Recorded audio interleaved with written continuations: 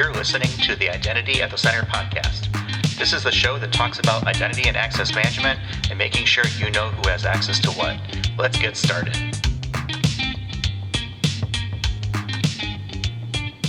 Welcome to the Identity at the Center podcast. I'm Jeff, and that's Jim. Hey, Jim.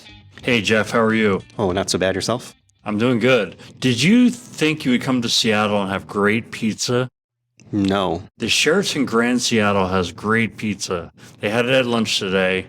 It was fantastic, but I'm having a bit of a carb coma at the moment. So, but, you know, nothing that caffeine can't fix. So, all right. So I grew up in the Chicago area, which is a pizza mecca for a lot of people. I am of the persuasion that most pizza is pretty good. Like it's pretty, like even a bad pizza is still pretty decent, with the exception of one that I had in Paris, which was completely awful. But we're not going to go there right now. And I feel like that is common for the most part. I mean, you're talking dough, cheese, sauce, some toppings, things like that. Yeah, but you have to admit that some pizza's better than others, right? Some is better than others, for sure. Yeah. But So even a bad pizza is still pretty good. Yeah, but this was good pizza. It wasn't like good, bad pizza. It was just good pizza. I didn't have any of the pizza at lunch, so Yeah, well, you missed out. You must have eaten the partially cooked chicken. No, I had the partially cooked pasta. It was fine. It was difficult to scoop because there was so much cheese on the spoon that you couldn't like get it to come off the spoon. So it was like I'm like one piece of pasta, two pieces of pasta, trying to get it. But those are all first world problems. I mean, they're first world problems, but I'm thinking that conferences, and this conference, the Authenticate 2022 conference, which we're sitting at, and shout out to Andrew Shikiar again for, and Adrian for setting us up with a fantastic podcasting nook, which is where we're podcasting from now. But, I think the food was so good here that it was like it might give Thanksgiving a run for the money in terms of the amount of weight that I put on. Wow, that's a bold statement. Yeah, well, they also had a great breakfast buffet downstairs, so I don't know. I'm going off about the food. I've eaten a lot of food since I've been here. Yeah, why don't we talk identity? As you mentioned, we are at the Authenticate conference here in Seattle. We've been having lots of great conversations with folks that are here, some who are giving presentations, some that are not, and just kind of the identity space. Our guest right now falls into the former category. His name is Tom Sheffield.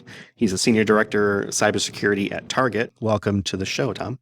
Thanks for having me. Yeah, thanks so much for being here.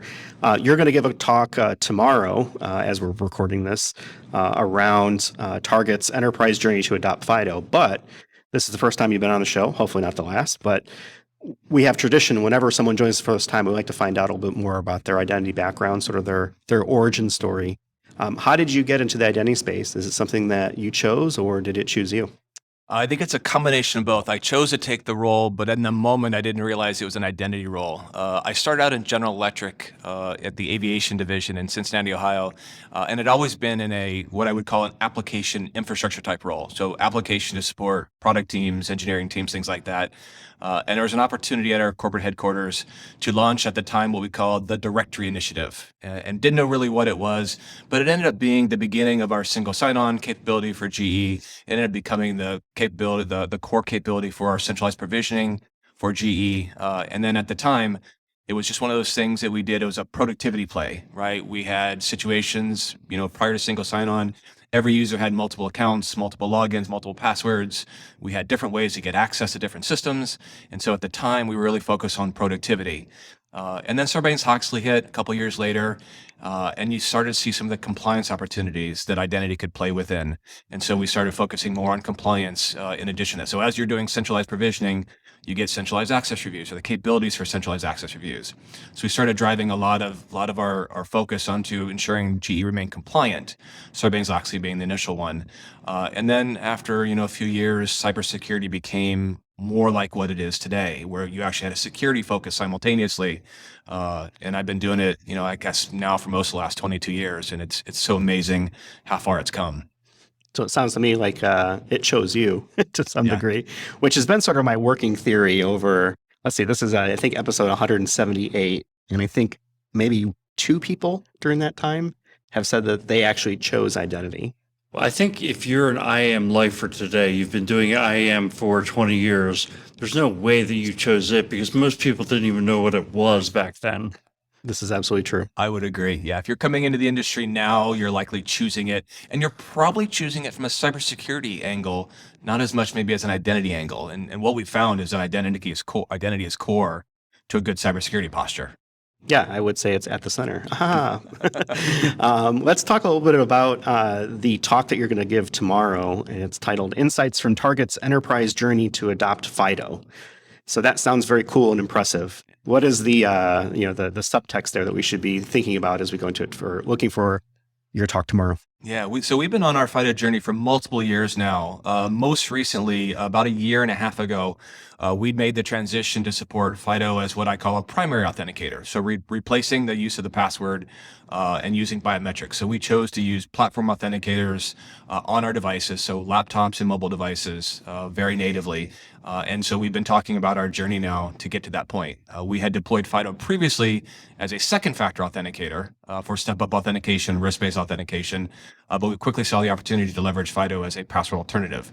And so we haven't eliminated the password yet, but we have absolutely tried to reduce our dependency on passwords across our enterprise.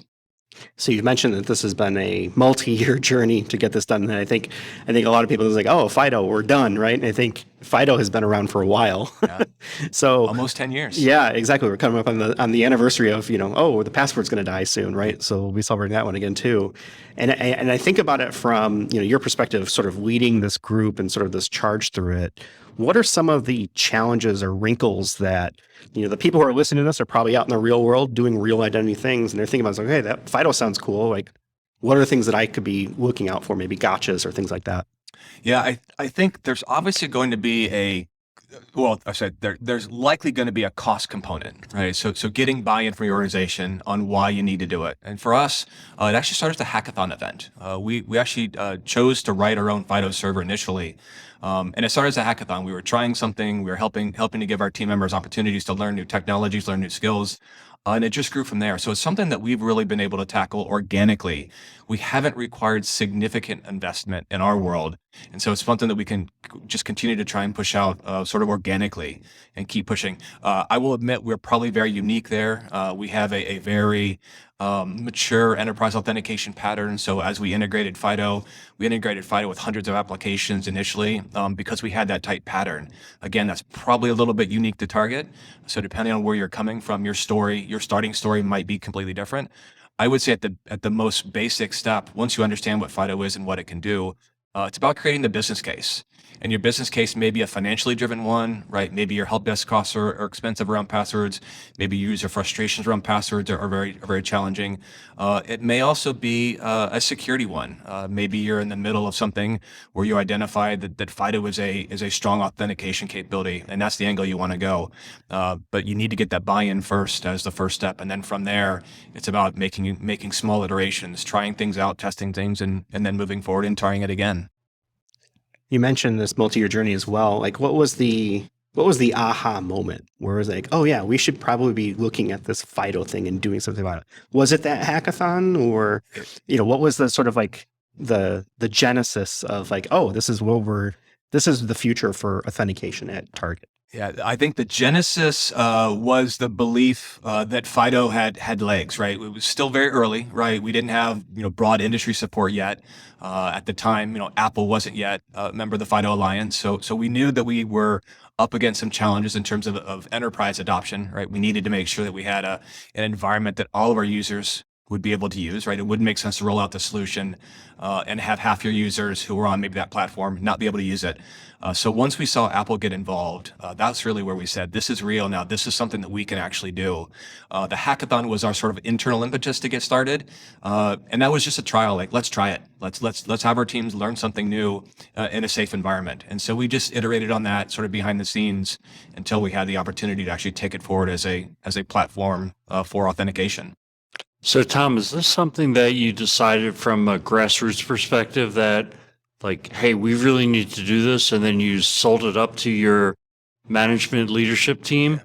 Okay, so that is a really big point.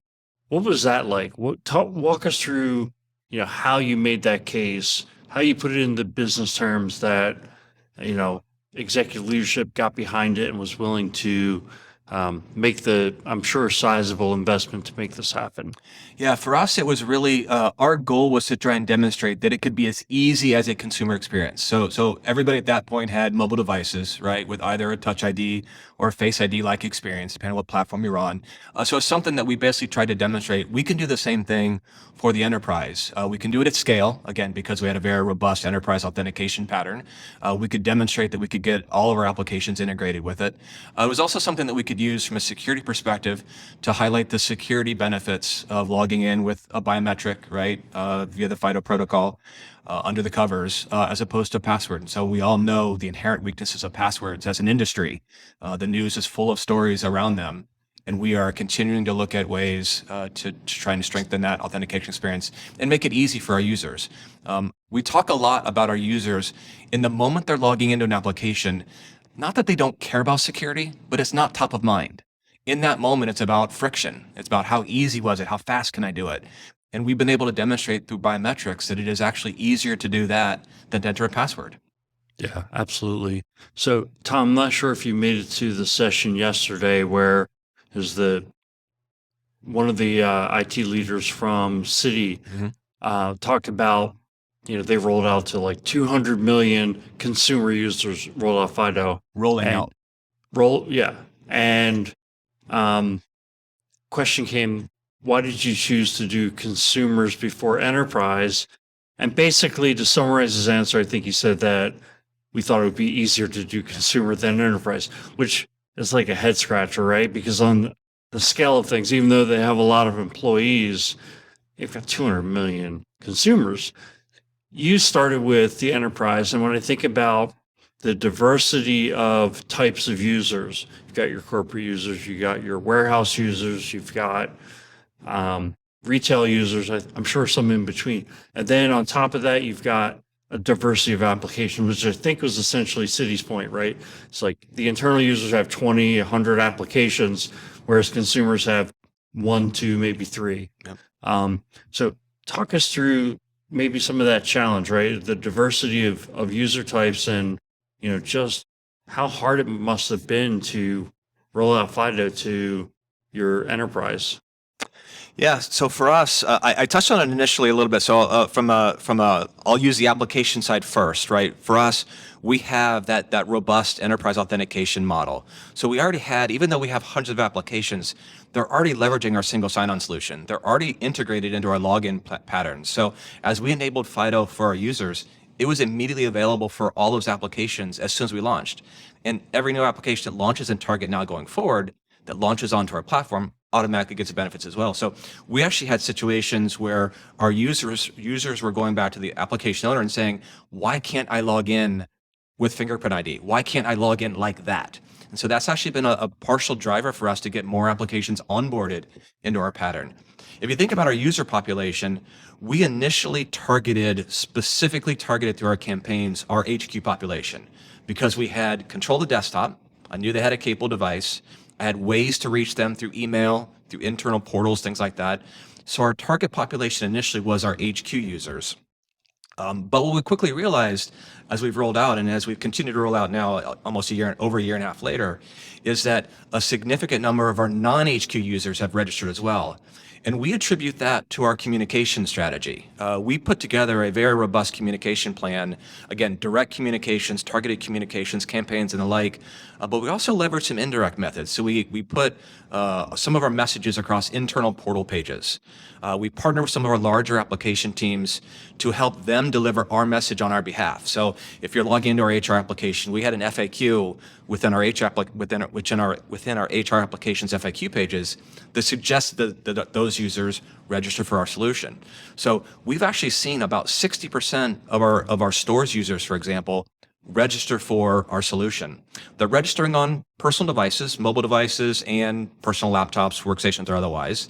And they're primarily using those devices to access their HR information and their pay and benefits information. So we provided value for them that they were able to see, and we like to say we inspired them to go from a login experience via passwords to login experience via biometrics. Yeah, I think that one of the things you're bringing up there is the importance of communication. And then the other thing that I took away is that you've been investing in IAM over time, right? So you had some platforms that you're able to leverage. I think, you can't just decide to jump right to FIDO and expect that it's going to be a snap of the fingers if you don't have kind of those building blocks that you're able to plug into, or at least you could turn on FIDO, but to get like hundreds of apps to all be on FIDO overnight, right? You're leveraging that investment in that IDP that you already stood up. Correct. We had laid out our identity vision I joined Target about 6.5 years ago, and shortly after I joined, we laid out our identity vision, and we built it on 3 core tenets. First, we wanted to simplify technology. We recognize that the computing environment was moving to the cloud, DevOps, things like that. So we wanted to be there. We wanted to enable our engineering and product teams to be able to deliver solutions for their customers, for their users, without becoming a barrier or a bottleneck. And so that's at that foundation, cybersecurity and identity can become those 2 things if you're not careful. We also recognized early on that we wanted to take advantage of open standards, right? I didn't want vendor lock-in, and I wanted to make sure that I had interoperability, both within my ecosystem, as the tools that I use, but also, again, with the developers' ecosystem. So I want to make sure that we could, again, support them and help them do the things they needed to do. The second tenet of our vision was focused around enhancing security.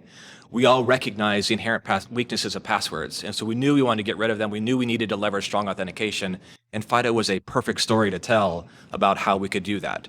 And then finally, we wanted to enhance user experience, just the average user, that consumer. And I made the comment before about, easiest and fastest. In the moment, that's what the team members want. When they're logging in to do their jobs, they want to get it done as quickly and as seamlessly as possible. So our goal was to enable productivity for them, but in a compliant and secure way. I didn't want them to have to make the traditional trade-off that people often make.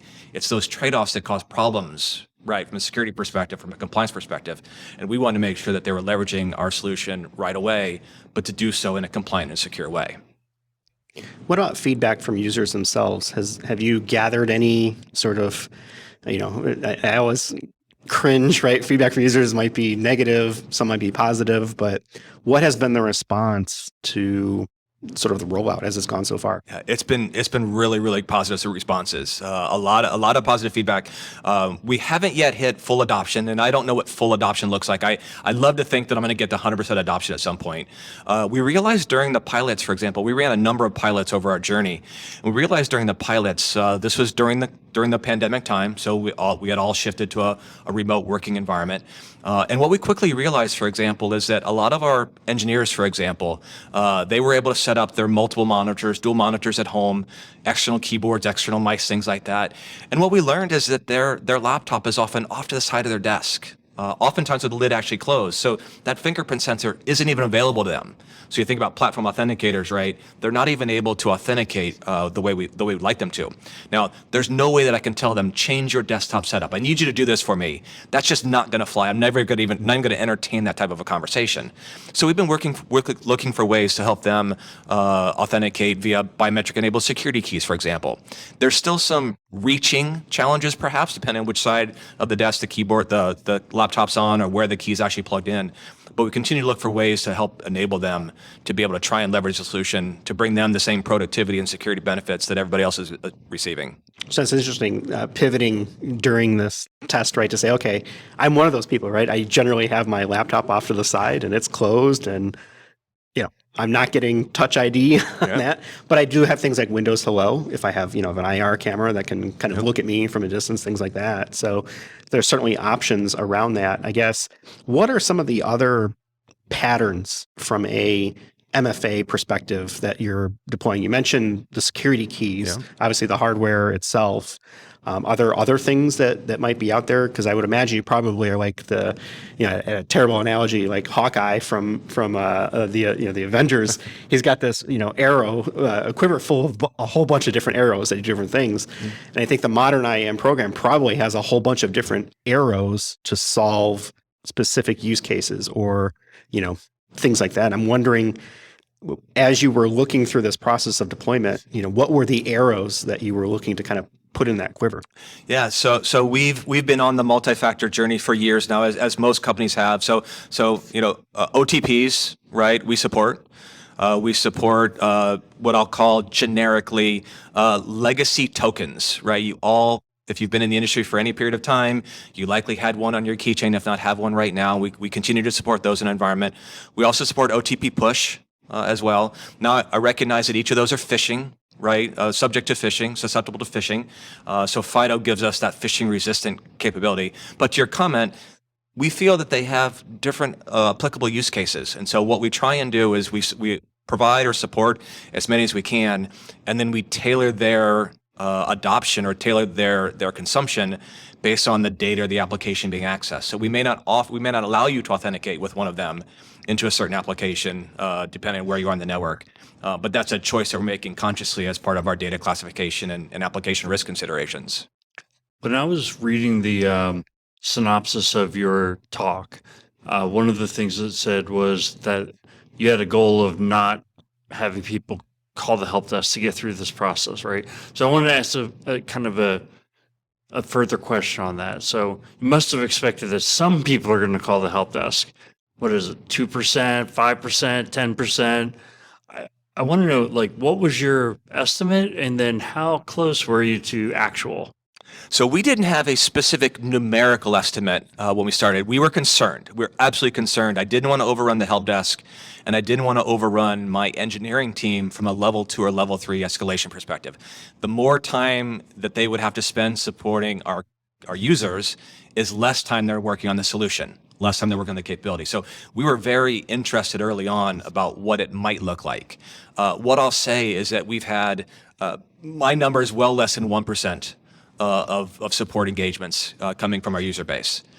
So very, very happy with what we've seen so far. It's been relatively easy to roll out, relatively easy to adopt, relatively easy to use when measured from a support perspective. It's been very, very low support engagements overall, which is surprising, but also very, very happy to see. It sounds like we're done here. Tom has solved rollout of FIDO for every organization out there. Just talk to him if you need help. No, I mean, it sounds like it's going well. I wonder if the pessimist in me is thinking like, okay, when does the other shoe drop, right? Do you have any sense of impending dread or doom? Or do you feel pretty confident like, yeah, we're on the right track and it's just a matter of time and execution and sort of the rollout? Yeah. Like, are there things on your radar that you think could be an issue if you don't get in front of it? Yeah, I think we're absolutely on the right track. We're happy with where we are. We continue to tweak our experience. We continue to tweak our messaging and our flows to try and encourage more adoption. That desktop setup will be a struggle to get past, right? I still have users, some users, a small pocket of users, that still have privacy concerns. They're concerned that, quote unquote, Target has access to their biometrics. And we try and articulate that the same biometric that you likely use today to unlock your phone, right? We're just using that same biometric in a different way. But again, those are battles or those discussions that I may not ever convince those users to move past. I would say the biggest thing that we're tracking right now is passkeys. As we think about the people that do engage our support channels today, one of the top engagement requests that we get are people that get a newer replacement device. And so they don't realize immediately that they need to re-register their credential. They need to re-register for our program. And so that is something that we've got messaging around now. We try and drive FAQs to try and eliminate the help desk call. But it's definitely something that we see. I think passkeys are the answer there, and I'm excited about the future of passkeys. But as an enterprise, I think there's some considerations that we're all going to have to think about before you can actually take advantage of passkeys. One of them that I like to highlight is what I call a philosophical one. What is your company's position on allowing corporate credentials, which is the passkey, to be synced to a personal cloud or keychain account? A second one that we talk about internally is what is your company's position on allowing access to corporate resources, corporate applications via non-corporate devices? So personal laptop, personal mobile device, et cetera. We have some of those at Target. And so it's something that we're now considering as you think about passkeys. How do we want to enable that? Well, I think the way people have work has changed, right? I think the blending of what is a personal device versus a work device has probably changed quite a bit over the last couple of years, especially where, of course, people will always use their work computer to do things sort of ancillary. But a lot of people now that they're on a computer, it's just what's in front of them, they're using it. And I think that question of do you allow X on Y is really so fundamental to the strategy, because if the answer is yes or no, that opens up a branching decision kind of beneath it, right? I think having the foresight to look at it and say, okay, these are the things that we need to answer even before we even get to that's not a passkey question, right? That's, do we even want this thing to be in our environment? That's why we call it a philosophical conversation, right? It goes back to what is your company's position around security or your network or things like that, and then how do passkeys support or not, as the case may be, that position. Then what do you need to do to change your position or not, as the case may be, and then what does that do then to your decision around whether or not passkeys will work for you? So it's a domino effect, if you will, but you have to have the conversations first and understand your positions. And that was one of the themes I heard about yesterday, which was that the hackers, the adversaries, don't go after the happy path. They go after the unhappy path. It's the scenario you brought up. Got a new device, need to re-register, and okay, now that they put a weakness in that workflow that I can exploit. So yeah, I think you're on the right track. I'm wondering what else coming from this conference kind of resonated with you. You talked about passkeys, big thing, usability and user experience. Ubiquity was something that's talked a lot about. That piece I just talked about with the adversaries going after the unhappy path. Were there any other key themes that resonated with you or maybe sparked some new ideas? Outside of the FIDO realm specifically, I think CAPE has a lot of opportunity. I know it's very early, but it's something that we're beginning to take a look at in terms of those signals and then the eventing off of those signals. We haven't done any significant work or specific work yet, but as we think about 2023, I hope to do a little bit of investigation there. That may become a hackathon topic for next year, if you will, for us, as we just want to get our arms around it and understand what it might do for us, how we might be able to leverage it. And then from there, we can determine if it's a priority, and then if we have to sell it, what's the business case we want to wrap around it to be able to make it a priority.